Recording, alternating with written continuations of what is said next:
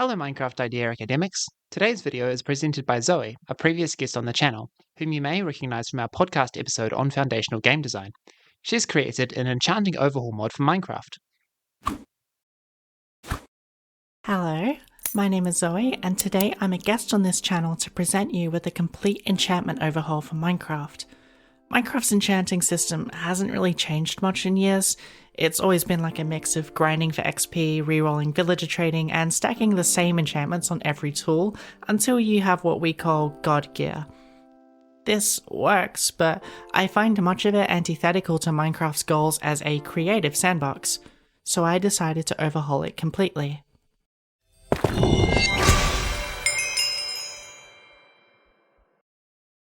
Before we begin, what are the goals? The simple answer is I want to make enchanting more creative, balanced, and fun, but these are silly, vague goals akin to wanting like more good and less bad. Let's make these goals tangible with 3 key aims. 1. Make enchanting about creativity instead of grinding for one particular gear set. 2. Simplify unexplained rules such as mutually exclusive enchantments and random level limits. And 3. Keep the spirit of Minecraft's system relatively intact. There are thousands of ways you can approach an overhaul like this, so let's just consider this mod as just one possibility among many. I'm sure everyone has their own ideas of what such an overhaul would look like, so please share your take in the comments. The changes I've made don't make sense in isolation. Each part contributes to a greater whole. For this reason, allow me to demonstrate what's possible with the new system before I explain what's actually changed. You can mix and match gear and enchantments to suit your liking. For example, I have a trident with Riptide 5 for getting around and a netherite gear set which is focused on protection rather than durability preservation. Alternatively, I could have a copper tool set absolutely packed with enchantments at the expense of additional damage and protection. I could craft a bow which could specialize in conserving arrows rather than raw output, or I could make a crazy wooden sword designed to create distance between myself and my opponents. The possibilities are endless. I'm crafting whatever suits my playstyle, and there is no longer a dead set best decision I can make. Let's see how I've accomplished this. You may have already spotted what the changes are, and why they only work when implemented together. 1. Tiers come with a cap on how many enchantments they can have. 2. Almost all enchantments have a maximum level of 5. 3. Mutually exclusive enchantments are almost entirely removed. 4. Librarians are reworked to place emphasis back onto the enchanting table. 5. Repairing costs 0 experience when using materials, and the too expensive limitation is removed. And 6. Combining and attuning enchantments is much more forgiving to players who want to fine-tune their gear. Let's start with the big change, the enchantment caps. Every item now has a maximum enchantment capacity, with each enchantment level counting as 1 point. A pickaxe with efficiency 3 and silk touch 1, for example, will use 4 points. If you hit the cap, you cannot add any more enchantments. If you exceed the cap, you cannot repair the tool. Different tool tiers have different limits. For example, diamond gear caps at 10, while weaker tiers such as gold will have a maximum capacity of 18. This gives old tiers new life even in the late game. Here is a list of enchantment caps used by this mod. Everything in this overhaul is balanced by this limitation. Mutually exclusive enchantments can be removed without being overpowered. You can finally combine enchantments such as Smite and Sharpness, Infinity and Mending, Riptide and Channeling. You can increase the maximum level of each enchantment to level 5 without breaking the balance. You can bring relevance back into previously overlooked tiers. All this is to make gear more personal. A netherite chestplate might be the strongest, but a gold one can fit far more enchantments and become more specialized. So the quote, best gear depends entirely on what you want to do with your playstyle. Each choice matters. Do you spend points on protection or on breaking, mending or damage, ocean capability or fall protection? Of course, mutex removal means some special behavior is required for some enchantments, but overall not much needed to change. As you can see, we could not figure out a way to make Fortune and Silk Touch compatible. If you have any ideas, please let us know. Almost every enchantment can now reach level 5. Looting 5, multi-shot 5, channeling 5, and yes, even mending 5 are all possible. but thanks to the level cap and a few extra balancing tweaks, these enchantments are not overpowered. Mending 5 and knockback 5 may be possible, but because of the level cap, they come at the opportunity cost of having something else. Some enchantments need reworking even with the level cap, as features such as Fortune 5 would still be way too overpowered.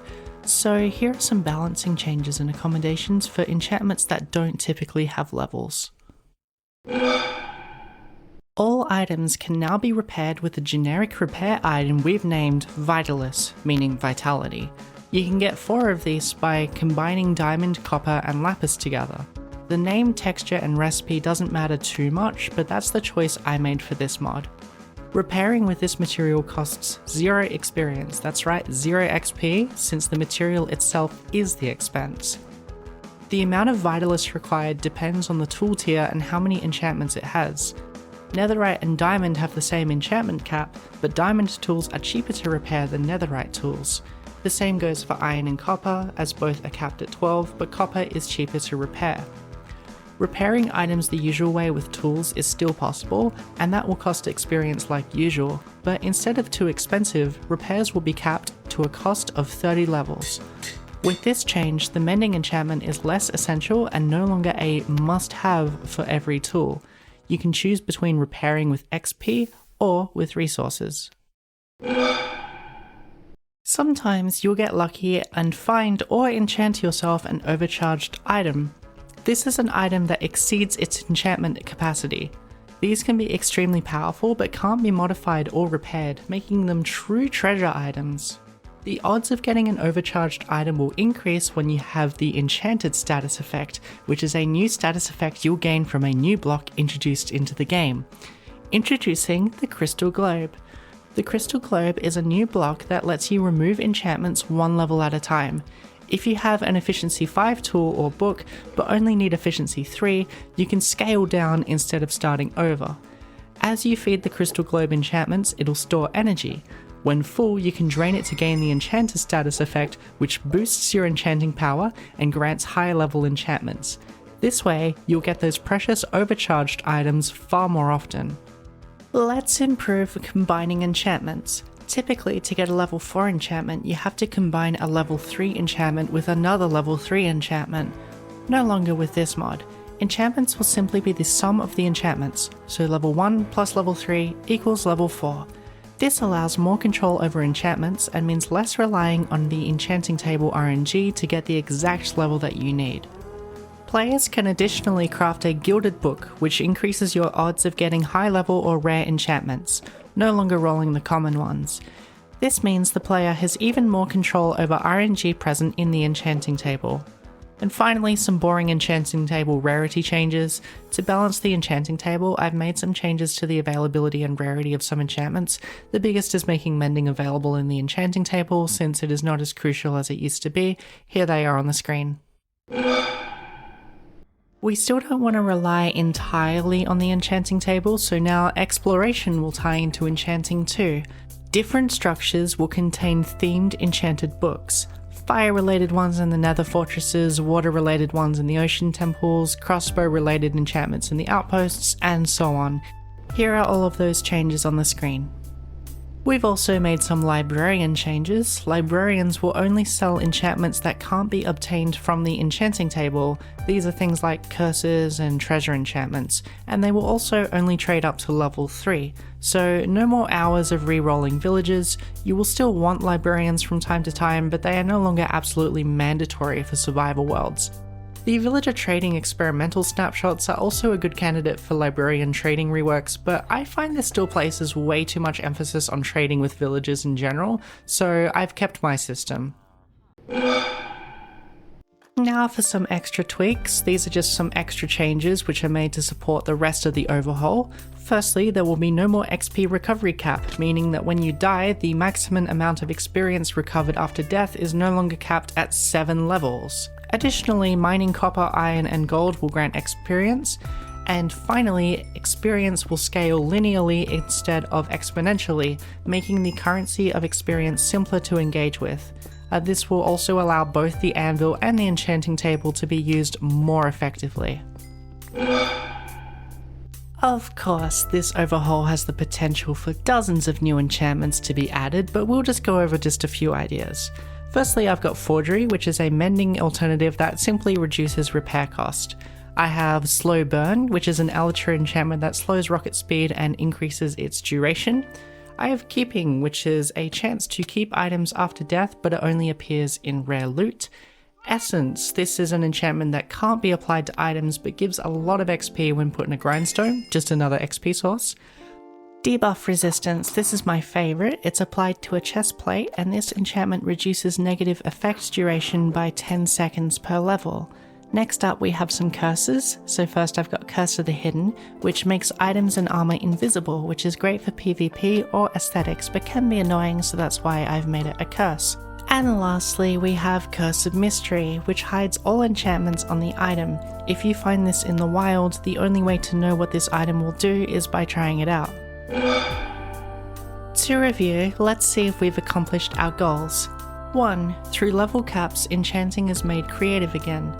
2. The rules for enchanting are more consistent by removing mutex enchantments and making almost every enchantment go to level 5. 3. XP comes from more sources than just mob farms, such as the Crystal Globe, Essence Books, Ores, and is more forgiving with linear XP.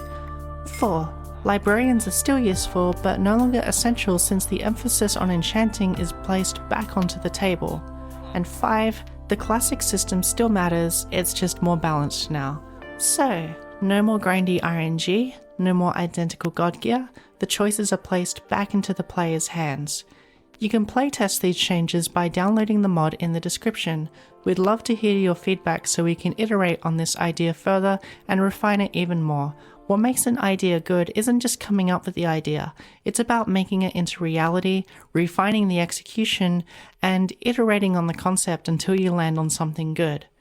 Thank you, and thank you for Cameron for hosting me on the channel today. Thank you to BD for helping me update this mod to the latest version of Minecraft, and thank you to Monkey for the enchanted status effects and the gilded gold book texture, and thank you to Vector Wing for the crystal globe model and texture. Thank you to the channel patrons, those are Luna, Sarlo7, Phage, and Soko Awen. I've been Zoe, and please let me know if you'd like to see more of me in the future.